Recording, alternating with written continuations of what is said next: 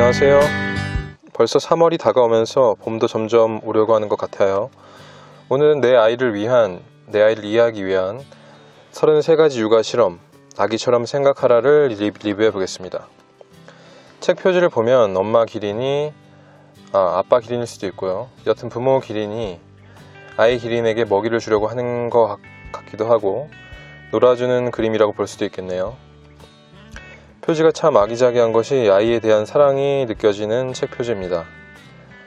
책 저자는 앰버 앙코프스키, 앤디 앙코프스키 두 사람은 부부 사이고요. 앰버 앙코프스키는 캘리포니아 대학교 로스앤젤레스 캠퍼스에서 박사학위를 받은 발달 심리학자이고 그녀는 모든 나이대에 아이 수백 명을 대상으로 실험을 실시하면서 언어 및 인지 발달 분야를 집중적으로 연구하고 있는 사람입니다. 그리고 농담을 잘하는 남편 앤디 앙코프스키 역할은 책을 보시면 아시겠지만 책 중간중간에 앤디의 발자취가 남아 있습니다. 책에서는 실험에 관한 소개를 이렇게 합니다. 이 책에 소개된 실험들은 즐겁게 노는 과정에서 당신의 자녀에 대해 알아보기 위해 고안된 것이다. 따라서 아이의 발달 상황을 평가하는 데 사용할 수는 없다. 실험을 통해 아이가 천재인지 아니면 발달이 지연된 상태인지 판단하는 건 불가능하다. 앞서 말한 것처럼 여러 가지 이유 때문에 실험 결과가 다양하게 나올 수 있다. 한 가지 기억할 것은 이 책에서 말하는 연령대가 전부 대략적인 나이라는 점이다. 아이들은 저마다 완전히 다른 속도로 성장하기 때문에 예측한 결과와 전혀 맞지 않더라도 걱정할 필요는 없다. 이런 예측은 수많은 아이들의 평균적인 실험 결과를 종합한 연구에서 나온 것이다. 또 당신의 자녀는 아직 어린아이라는 사실을 잊지 말아야 한다. 그리고 아이들의 행동은 예측하기가 매우 힘들다. 어떤 날은 이 아이가 바로 차세대 모네라는 생각이 들 만큼 그림을 잘 그리지만 또 어떤 날은 방귀를 뀌다가 팬티에 응가를 묻혀놓기도 한다. 실험에서 드러나는 아이의 성과는 아이 행동의 다른 부분들과 마찬가지로 계속해서 변화할 것이다. 챕터는 총 3개, 생후 첫 1년, 2살, 3살 이후 이렇게 되어 있고요. 그럼 읽었으면 좋겠거나 아니면 유익했던 부분을 말해 드릴게요. 아이도 지루함을 느낀다. 생후 2에서 8개월. 장난감 2개를 가지고 하는 실험인데 첫 번째 장난감과 두 번째 장난감을 두고 첫 번째 장난감을 얼마나 쳐다보는지 그리고 시간을 측정 후 아이가 고개를 돌리면 다시 보여주는 식으로 하다가 그 텀이 2-3초만을 쳐다보다가 시선을 바로 돌린다면 바로 두 번째 장난감을 이어서 아이에게 보여주면서 시간을 재는 실험입니다. 이렇게 일반적으로 아기가 뭔가가 흥미롭다고 생각할 때 그걸 바라보는 경향이 있고 첫 번째 장난감을 처음에는 오래 봤을지 몰라도 여러 가지 정보를 흡수한 후에는 매번 점점 더 빨리 시선을 돌려버리는 것이다. 두 번째 장난감을 보게 되면 갑작스럽게 다시금 오랫동안 장난감에서 시선을 떼지 않는다. 습관화의 멋진 점은 아이가 실제로 말을 할 수 있게 되기 몇 달 전에 아이가 어떤 정보를 알고 있는지 혹은 모르고 있는지를 당신에게 알려줄 수 있다는 것이다. 습관화가 이루어지면 아이는 사물의 중요한 부분, 그 부분에 주목을 하고 그걸 기억한다. 다시 말해 그것에 대해 학습하는 것이다. 쥐를 이용한 연구에서 인지 발달을 위해서는 자극적인 환경이 중요하다는 증거가 나왔다. 장난감이 많이 있는 우리에서 자란 쥐들은 장난감이 하나도 없는 우리에서 자란 쥐들에 비해 뇌 크기도 크고 발달 정도도 높아서 훨씬 똑똑했다. 당신의 자녀의 뇌 발달과 관련해서도 똑같은 원칙이 적용이 되는 것이다. 아이들에게는 탐구할 수 있는 흥미로운 물건이 가득한 자극적인 환경이 필요하다. 여기서 하나의 꿀팁을 주는데요. 눈이 초롱초롱한 이 작은 에너지 덩어리가 당신이 보여주는 장난감에 곧 질릴 거라는 걸 알고 있으니 잠기운이 잔뜩 배인 기슴츠레한 눈으로 찾을 수 있는 장난감은 다 찾아오는 겁니다. 이 상황이 약간 밤에 아이가 안 잘 때 상황을 이야기하는 거예요. 그리고 아이에게 가지고 놀 장난감을 1-2개 정도 준 다음에 아이가 이렇게 이야기할 거예요. 당연히 이야기 못하겠지만 마음속으로 봐요. 이제 여기에는 습관화가 다 끝났다고요. 라는 의미를 담아 칭얼대기 시작하는 소리가 들리면 새 장난감을 하나 집어서 아이 앞에 놓아두면 돼요. 저는 일단 이렇게 봤는데 그렇게 오랜 시간을 끌 수 있다는 것은 아니지만 여러가지 욕구를 충족시켜준 상태에서는 매우 유용한 방법인 것 같습니다. 아이는 호기심 덩어리니까요. 자, 실험 8. 술 취한 듯 비틀거리는 아기. 생후 3에서 12개월. 제목이 약간 위험한 것 같은데, 자, 이 실험은 회전 의자에 앉아서 아기를 당신 무릎 위에 앉히고 정면을 바라보게 한 후에 의자를 왼쪽으로 빠르게 돌리다가 시작한 위치로 돌아왔을 때 갑자기 멈추고 30초 후에 다시 돌리는 방식으로 왼쪽 반대 방향도 마찬가지로 돌리면서 이 두 단계를 반복한 후에 그 다음에는 아기를 왼쪽으로 오른쪽으로 눕혀서 계속 즐거운 시간을 보내는 실험입니다. 대부분의 아이들은 이 놀이에 완전히 빠져들 거예요. 아기들은 빙글빙글 돌거나 흔들거나 통통 튀거나 양옆으로 흔들거나 심지어 던져 올리는 등의 거친 활동을 좋아한다고 해요. 이는 아기들이 고도로 발달된 전정계를 갖고 태어났기 때문이에요. 전정계란 뇌 안에 있는 감지 기관의 집합체로서 몸의 움직임과 균형도를 감지하는 기능을 하는 곳인데, 다시 말해서 정말 재미있어진다는 이야기를 하죠. 연구진은 아기의 전정계를 이런 식으로 의도적으로 자극을 하면 아이의 반사작용과 운동 기능 발달에 정말 도움이 된다는 사실을 알아냈다. 하지만 주의해야 할 점은 아이 뇌 흔들림 증후군이라는 것인데, 쉽게 이야기해서 아이의 뇌에 손상을 줄 수 있다는 얘기예요. 그래서 너무 심하게 흔드는 것은 주의하시기 바라겠습니다. 책에서는 생후 6, 8개월이 되면 대부분의 아기들은 스스로 몸을 흔들거나 깡충거리거나 좌우로 까딱거리거나 머리를 흔들면서 스스로 마음을 진정시키기 시작한다고 하는데, 이 이야기에는 동의를 하는 부분인 것이 제 딸이 7개월인데 짚고 서기 전까지 했던 행동들이 이것이었고 현재도 하고 있는 행동이라서 적절한 수준의 자극은 좋을 것이라 생각합니다. 그리고 책에서는 많은 부모들이 아이를 아이라고 생각하고 대하는 경향이 있는데, 이렇게 대하는 건 맞아요. 근데 여기서 주의해야 할 점은, 이야기하자면 연구를 통해 아이들은 말문이 트이기 전에 150개 이상의 단어를 이해한다는 사실이 밝혀졌다고 해요. 그러니까 아이를 하찮게 여기지 말고, 아이가 자기 말을 이해하지 못할 것이라 생각하지 말고 견문을 높여줄 수 있게 말하고 설명하는 것이 중요하다고 합니다. 그러니까 아이를 진짜 하나의 인격체라고 생각을 하고 대해주는 자세가 필요하다는 것이죠. 여러 가지 아이 교육서를 보다가 보면 아이가 태어나기 전부터 태어나고 나서까지 계속 책을 읽어주고 하는 이야기들이 많이 있습니다. 한 예로는 칼비테라는 사람이 이런 자녀 교육을 통해서 그의 자녀를, 그리고 그의 자녀가 똑같이 또 그 자식을 교육해서 영재로 키워낸 사례로 그 책을 읽어보시면은 어떤 이야기인지 아실 텐데, 이 방법이 어떤 효과를 가지고 있는지 알게 되실 겁니다. 그리고 아이의 문제 해결 능력을 키워주기 위해 명심해야 할 것. 생후 12에서 18개월. 첫째, 그 방법이 3가지가 있는데, 첫째, 아이의 이해도를 꾸준히 확인하고 계속 변화하는 지식 수준을 파악하고 있어야 한다. 그래야 아이가 혼자 해낼 수 있다고 느낄 때 이래라 저래라 하는 지시를 줄이고 아이가 독립적으로 문제 해결을 하도록 도와줄 수 있다. 또 아이에게 지원이 절실할 때, 그것이 필요할 때는 그에 맞는 뒷받침을 해줄 수 있다. 둘째, 당신 자신의 생각과 전략을 아이와 터놓고 이야기한다. 예를 들어 해결책을 찾기 위해 문제에 대해 골똘히 고민하는 방법, 전화번호를 잘 기억하지 못한다는 걸 깨닫고는 나중에 참고하기 위해서 반드시 적어놓게 되었다는 것, 공부할 땐 스스로 자문자답을 하는 버릇을 들였다는 것 등을 아이에게 이야기해주는 것이죠. 그러면 아이들은 얘기해준 구체적인 기술들을 배우게 될 뿐만 아니라 자신의 전반적인 정신작용에 대해서도 좀 더 잘 알게 된다고 해요. 셋째, 아이가 직접 설명하게 한다. 내면화하기에 이보다 좋은 방법은 없다고 생각해요. 이미 증명된 사실들이 많고요. 이 3가지를 잘 기억해서 명심하셔서 아이를 보시길 바라겠습니다. 아이 입장되어 보기. 다음, 생후 14개월에서 18개월. 어린아이들 입장에서 남과 나눠 갖는다는 게 극히 어려운 이유 중 하나는 다른 아이의 관점에서 상황을 바라볼 수 있는 능력이 없기 때문이에요. 그래서 착하게 굴어야지, 이런 말이나 다른 사람이 너한테 그렇게 행동하면 너도 기분이 나쁘잖아 같은 식의 호소는 어른에게 먹힐지 몰라도 아이들에게는 별 소용이 없는 거예요. 그래서 아이가 스스로 제 문제를 풀어나갈 수 있는 능력과 이 문제를 이용해서 나눠갖기 문제를 해결할 수 있는 방법이 있는데, 그 방법을 보면 첫째, 갈등의 원인이 되는 물건은 반드시 멀리 치워둔다. 그래야 문제를 해결하는 동안 그 물건이 미치는 영향이 중화될 수 있기 때문이고, 둘째, 아이들에게 무슨 일이 있냐고 물어본다.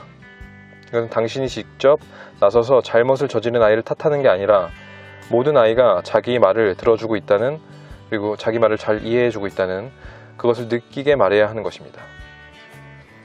그리고 셋째, 아이가 느끼고 있는 감정을 하나씩 짚어가면서 인정해준다. 제가 장난감을 가져가서 화난 것 같구나 라든가 정말 속상한가 보네 등의 감정 표현이 너무 직접적이고 불필요한 말처럼 들린다는 거 알지만, 아이들이 당신이 자기 말에 귀 기울여주고 있고 자기를 이해해 준다는 걸 알면 기분이 풀어질 것입니다. 넷째, 아이들에게 어떻게 하면 이 문제를 해결할 수 있는지 물어본다. 아이들은 이런 부분에서 당신이 상상하는 것보다 훨씬 더 뛰어난 능력을 발휘하는 경우가 많다고 합니다. 그러니까 결국에는 아이의 말을 잘 경청해주고 듣는 것과 아이가 주도적으로 해결할 수 있는 방향을 제시해주는 것이 부모의 역할인 것 같습니다. 그냥 아이를 자기의 꼭두가시 인형처럼 키우는 것이 아니라 주도적으로 해결할 수 있게 만들어준다는 것이죠. 어른과 아이의 대화 2.5세에서 4세. 아이의 머릿속에는 대화의 배경이 되는 전체적인 내용이 다 들어있지만, 당신과는 공유하지 못한 어떤 이야기의 중간에서 시작되는 듯한 대화를 나눠본 적이 있는가? 아니면 아이에게 유치원에서 오늘 뭘 했느냐고 물어봤을 때 아이가 몰라요, 나 아무것도 안 했어요 라고 대답한 적이 있는가? 아이가 그렇게 대답한 건 당신과 관계를 끊으려는 게 아니다. 아이는 그저 당신과 자기가 알고 있는 것들이 서로 다르며 자기가 아는 모든 걸 당신이 자동적으로 알 수 없다는 사실을 아직 깨닫지 못한 것 뿐이다. 아이 머릿속에는 자기의 이야기가 어떻게 시작되는지 알고 유치원에서 뭘 했는지도 아니까 당신도 당연히 알 거라고 여기는 것이다. 하지만 4, 5살 정도가 되면 이 모든 것이 바뀌면서 아이도 타인은 자기와 다른 심적 경험을 갖고 있다는 사실을 이해하게 된다. 그래서 아이가 하는 말에는 상처를 안 받는 마음가짐을 다지는 것이 중요할 것 같아요. 설마 그 아이에게 어떤 바라는 마음을 가지고 있으신 분들이 많지는 않으시겠지만, 미리 준비하지 않으시면 충격을 받는 순간이 생길 수도 있습니다. 그래서 항상 강한 마음을 다질 수 있게 준비를 하시고요. 항상 공부하는 자세가 필요할 것 같습니다. 자, 아이들의 욕구와 어른의 자제력 사이. 2.5세에서 4세의 아이에게 쇼핑카트에 어른을 위한 책 4권과 곰인형이나 장난감 같은 것을 넣어두고 2가지 선택을 할 수 있는 실험을 했어요. 첫 번째는 아이가 자신을 위한 선물을 고를 수 있는 선택권을 주고, 두 번째는 그렇지 못한 상태에서 어른의 선물을 고르게 했는데, 결과는 첫 번째 책을, 그리고 두 번째는 곰인형이나 장난감을 고르는 것이었죠. 결국 아이는 자신의 욕구를 먼저 만족시켜야만 비로소 다른 사람에 대해서 생각할 수가 있는 것이에요. 어른들도 아이와 마찬가지로 개인적인 기호에 영향을 받는 경우가 생각보다 많다고 하는데, 아이는 당연히 훨씬 더 심하겠죠. 그래서 이처럼 매우 강렬한 자신의 욕구를 통제한다는 것은 아직 발달 중인 두뇌에는 지나치게 부담이 큰 일이라고 해요. 그래서 연구에 따르면 자제력은 성인에게도 그리 흔하지 않은 능력이라고 하죠. 부모인 우리는 아이들을 보다 보면 아실 거예요. 막 떼쓰고 밤에 잠 잘 안 자고 아침에 일찍 일어나고 다시 재우려고 해도 낑낑거리고 울고, 거의 365일 내내 이런 연속이잖아요. 그러니까 자제력이 대폭 감소하게 되고, 자제력은 한정된 자산이기 때문에 결국 나중에는 다시 사용하려고 할 때 이 힘을 끌어모으기가 훨씬 더 힘들어진다는 것이죠.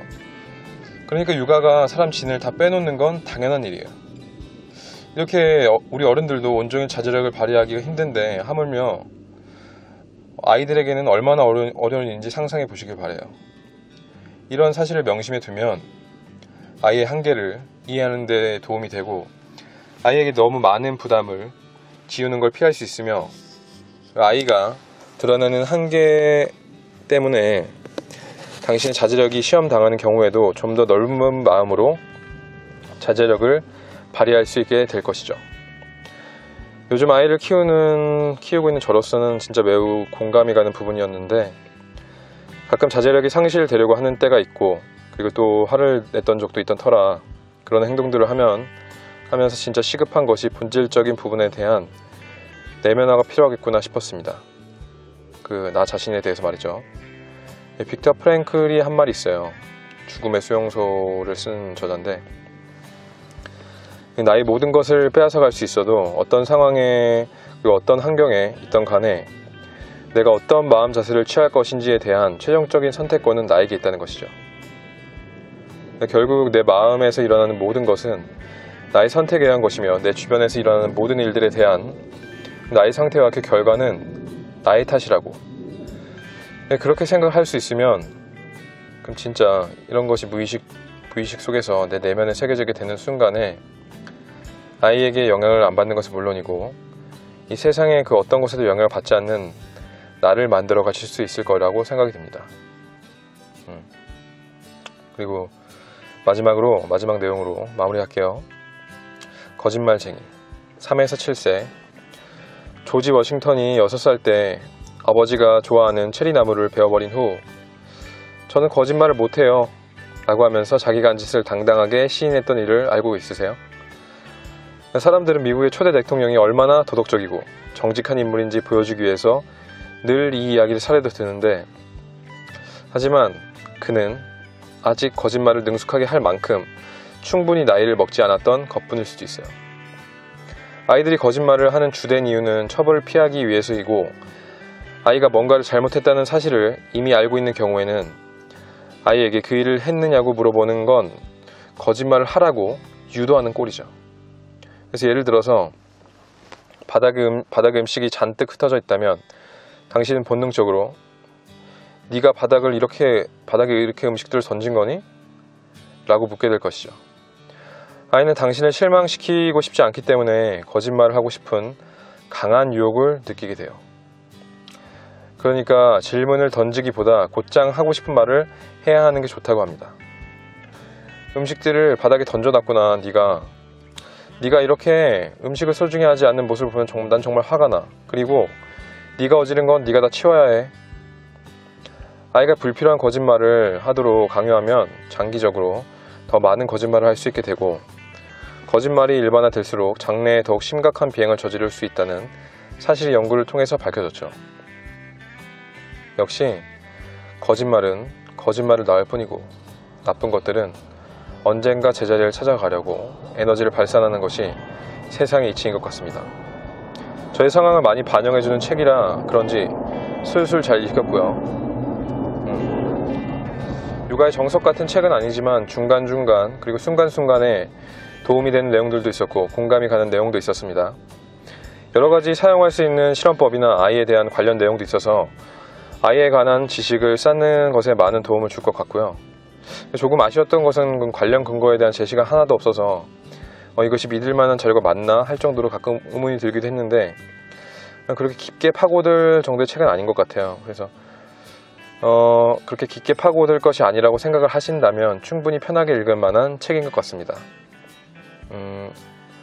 오늘도 마무리할게요. 아이. 한없이 아이인 줄로만 알았던 너. 어느 순간에 갑자기 부쩍 커버린 아이. 아무것도 모른다고 생각했기에 한 인격체가 아닌 그냥 갓난아이라고만 생각을 하고 자연스럽게 마음속에서 무시하는 마음이 있었던 것 같아. 나이가 어떻든 태어나는 순간 하나의 인격체로 대해주는 것이 엄마의 뱃속을 뚫고 나온, 그리고 그렇게 힘들게 나온 이 세상을 보게 된 너에게 줄 수 있는 많은 선물 중 꼭 주어야 할 선물인 것 같아. 분명 하루아침에 이루어지진 않겠지만 계속 너를 독립된 하나의 인격체로 인정하며 그렇게 생각하며 살아갈게. 너는 충분히 그럴 자격이 있으니. 나는 날마다 모든 면에서 점점 더 나아지고 있고 나는 슈퍼 아빠다. 나는 날마다 모든 면에서 점점 더 나아지고 있고 나는 슈퍼 아빠다. 나는 날마다 모든 면에서 점점 더 나아지고 있고 나는 슈퍼 아빠다. 여러분, 날이 점점 따뜻해지고 있고 마지막 추위가 기승을 부리고 있네요. 모두들 감기 조심하시길 바라겠고요. 모두들 힘내십시오.